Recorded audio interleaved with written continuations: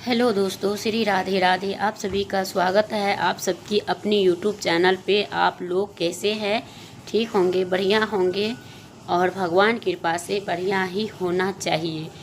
क्योंकि आप लोग अगर जया एकादशी पर तुलसी जी में बांध देते हैं ये एक चीज़, तो माता लक्ष्मी आपके घर में दौड़ती आएगी।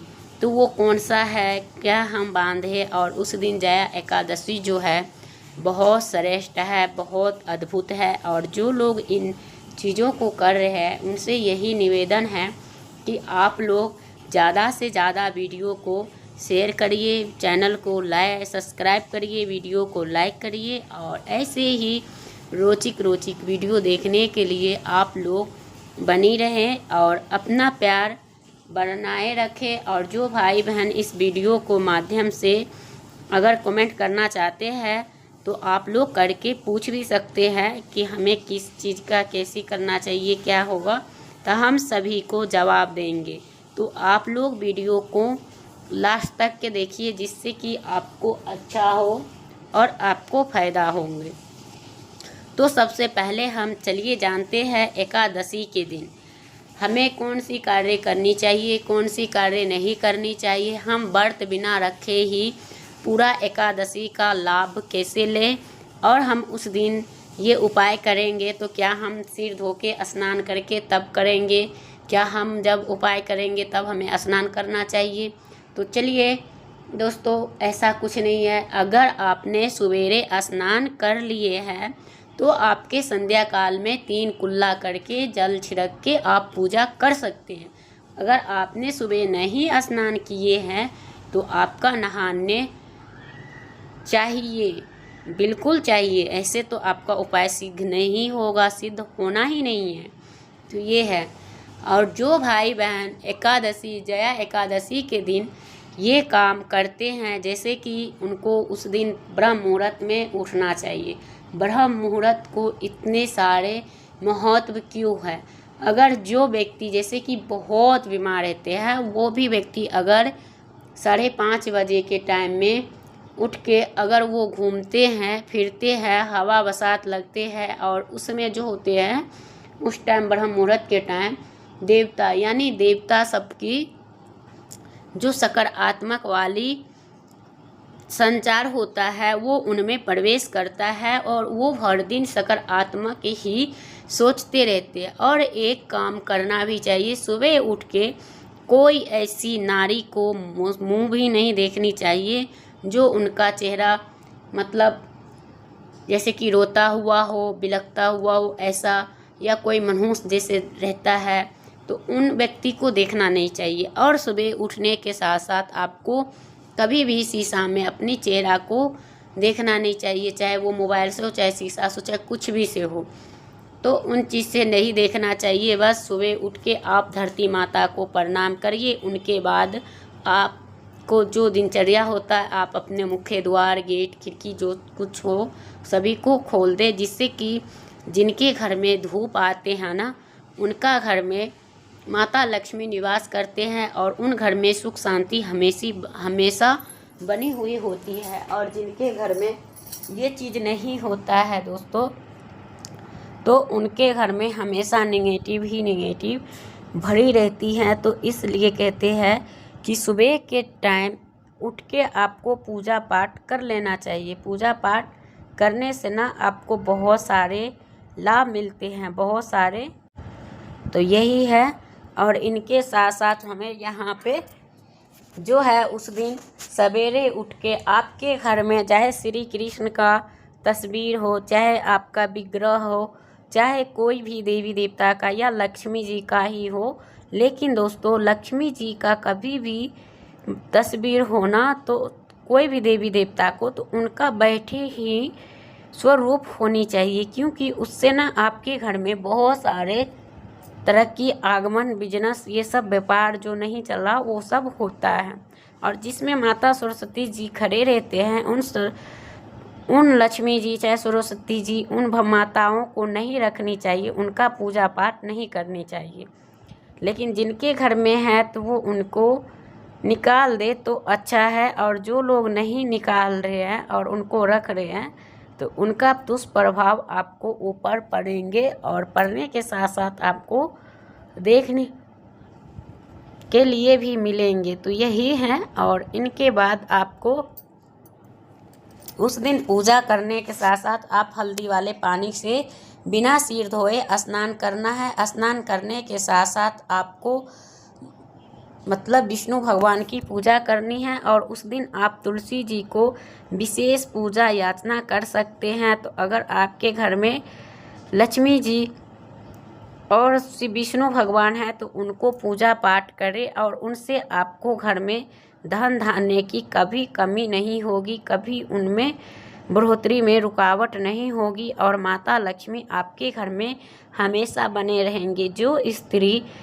तुलसी जी को डेली 1 लोटा जल से सींचते हैं उनके घर में वो महिलाएं अखंड सौभाग्यवती होते ही होते हैं, क्योंकि वो तुलसी जी के सभी दिन जल देते हैं और संध्या काल का दीपक जलाते हैं। इनका सबसे ज़्यादा महत्व है, उनके जगह कोई नहीं ले सकता, उससे बड़ा पुण्य कोई नहीं कर सकता। तो ये होता है दोस्तों। तो वो महिलाएं कभी भी मतलब उनका पति का कभी भी अकाल मृत्यु नहीं होता है, वो अखंड सौभाग्यवती रहते हैं। और जो महिलाएं के धन का अभाव है तो वो महिलाएं शुक्रवार को दिन ये उपाय ज़रूर करना चाहिए कि थोड़ा सा दूध और कच्चा दूध में थोड़ा सा जल डाल के और तुलसी माता के समर्पित करते हैं तो आपके घर में धन की बढ़ोतरी होगी। आपका जो रुका हुआ धन, व्यापार, बिजनेस जो कुछ है, अगर आप किसी को कर्जे दे रखे हैं और वो आदमी आपको नहीं दे रहा है तो आपको बहुत जल्द देंगे। तो ये उपाय ज़रूर से करें हर एक शुक्रवार, ये नहीं एक दिन। और उस दिन आपको पूजा याचना भी करना चाहिए। उस दिन आप लाल वस्त्र का धारण करें। हो सके तो बहुत सारे लोग माता वैभव लक्ष्मी का भी पूजा करते हैं और उनका भी लाभ पाते हैं। लेकिन हाँ, जो लोग नहीं कर पा रहे हैं तो आप शुक्रवार के दिन इतना सा नियम ज़रूर कर लें।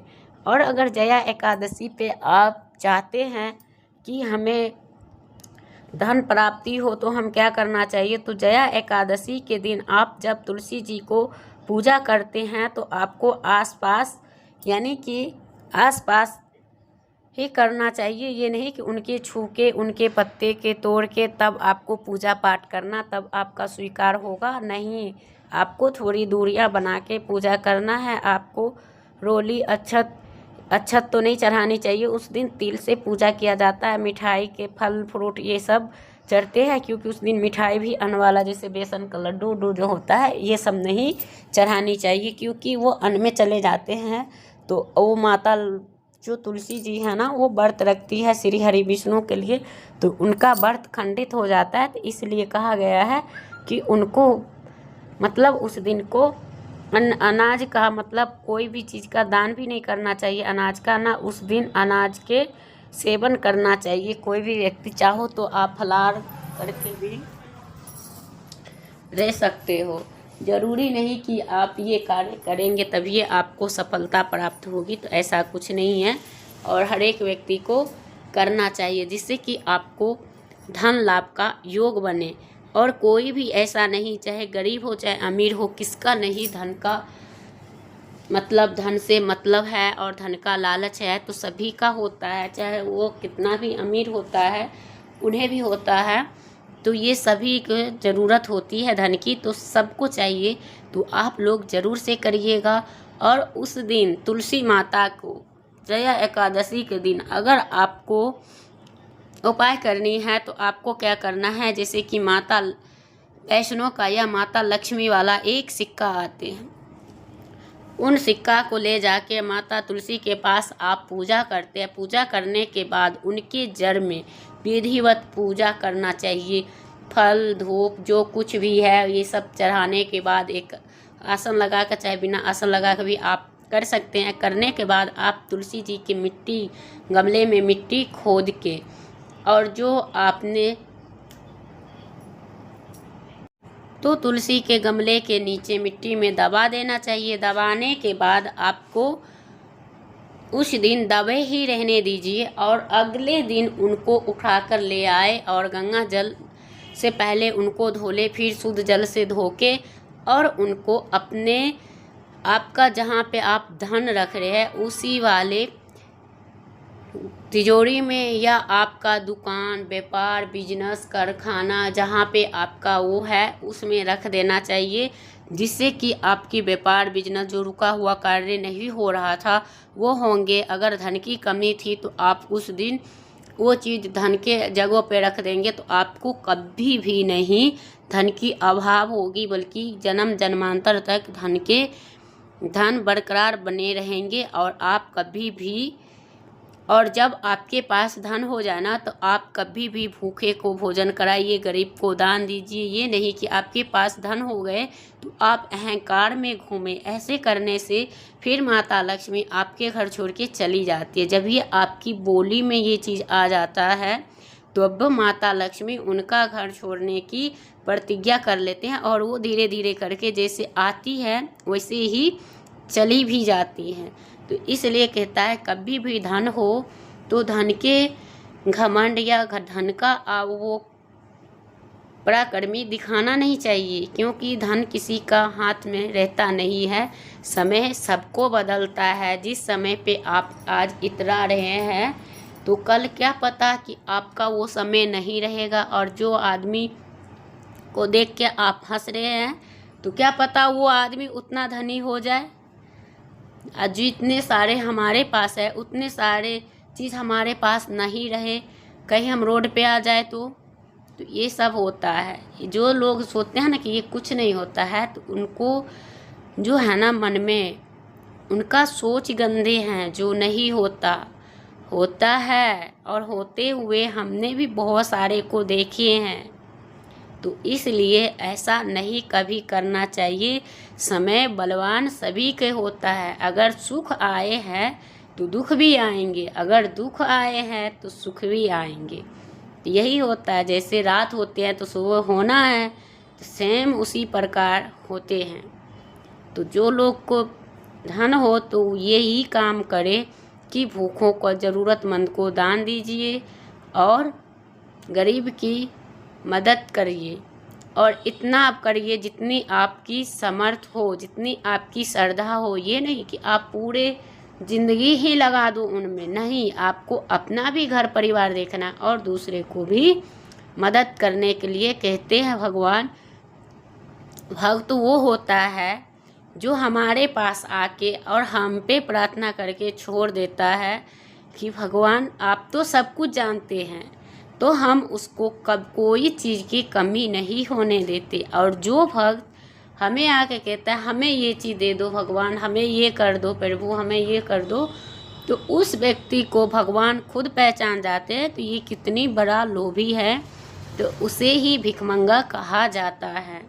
ये पूजा करने नहीं गए थे, ये मांगने गए थे। तो इसलिए तो उनको ऐसा नहीं करना चाहिए। वो तो देवता है, उनको सब कुछ पता है कि हमारे अंदर क्या चल रहा है, बाहर क्या चल रहा है, तो वही चीज़ होते हैं। आप उन पे निर्भर रहें, उन पे भरोसा रख के छोड़ दीजिए। आपको देखिएगा शीघ्र ही पूर्ण होगा और भगवान सभी का मन का बातें जानते हैं और भगवान आपको बहुत जल्द सब कुछ देंगे। बस इतने से बात आप अपने मुख में निकाल दीजिए बस। और उनके बाद जो लोग उस दिन गौ माता के गौशाला में जाके 11 केले का गुड़ के साथ खिला देते हैं तो उनको बहुत जल्द, जैसे कि जमीन भूमि, उनको अचानक सा धन प्राप्त होता है। जैसे कि आपका कोई कार्य बनते बनते बिगड़ गया है और हो ही नहीं रहा है, चाहे वो शादी विवाह हो, चाहे जो कार्य हो, जो हो के टूट जाता है या हो ही नहीं रहा है, तो आप ये उपाय ज़रूर करिए। और दोस्तों, हमने गुरुवार के भी वीडियो में ये शादी विवाह के बारे में मैंने बता रखी हूँ कि जिन भाई बहन को शादी नहीं हो रहा हो तो गुरुवार के दिन आपको क्या करना चाहिए, एक केले का, यानी पहले तो आपको स्नान ध्यान करके पूजा करनी है। पूजा करने के बाद केले की जड़ का जो सिर होता है, जड़, उनको तोड़ के और उनको गंगा जल से धो के और लक्ष्मी नारायण के पास पूजा करें। और आपका लड़की या लड़का का विवाह नहीं हो रहे हैं तो आप ये मन्नत बोल के और उन लड़की को या लड़का को हाथ में या कमर में बांध दीजिए। और वो बांधने के बाद उनके जो कामना होगा वो पूरी होगी। जब पूरी हो जाए तो पहले शादी विवाह होने दीजिए, 1 साल 8 साल उससे रखे रहने दीजिए।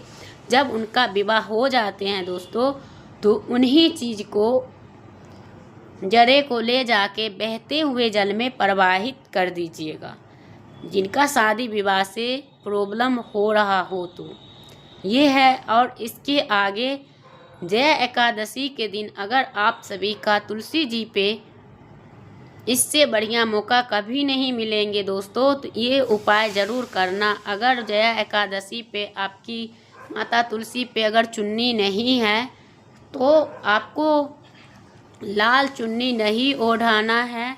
लाल चुन्नी मंगल ग्रह का होता है। तो आपको इस बार शनिवार का जया एकादशी पड़ा है तो इस दिन हरा या पीला ये 2 कलर का चुन्नी आप माता तुलसी के चढ़ा सकते हैं। और चढ़ाने के साथ साथ आप माता तुलसी से प्रार्थना करके मांग सकते हैं, कह सकते हैं, आपकी इच्छा पूरी करेगी। और आप जो चाहो वो वरदान और वो ही चुन्नी मंगवा के और आप विधिवत पूजा करेंगे। और उस दिन माता रानी को ये पीला चुन्नी ओढ़ा के और आप इनसे प्रार्थना करके जो चीज़ आप चाहो वो मांगते हैं तो आपको सारी मनोकामना पूरी होती है। और कोई भी ऐसे व्यक्ति की जिनके तुलसी पे जल्ला मकोड़ा ये सब लगा हुआ होता है तो उन तुलसी को हमेशा साफ़ सुथरा रखें। तुलसी के आसपास कभी भी कोई गंदगी कचरा नहीं होनी चाहिए।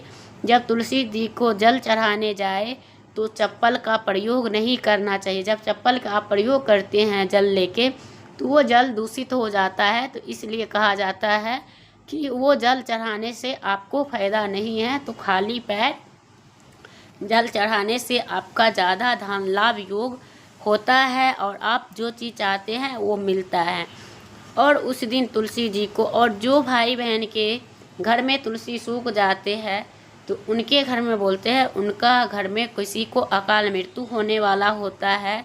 तो इसलिए इन चीज़ का भी ध्यान रखें।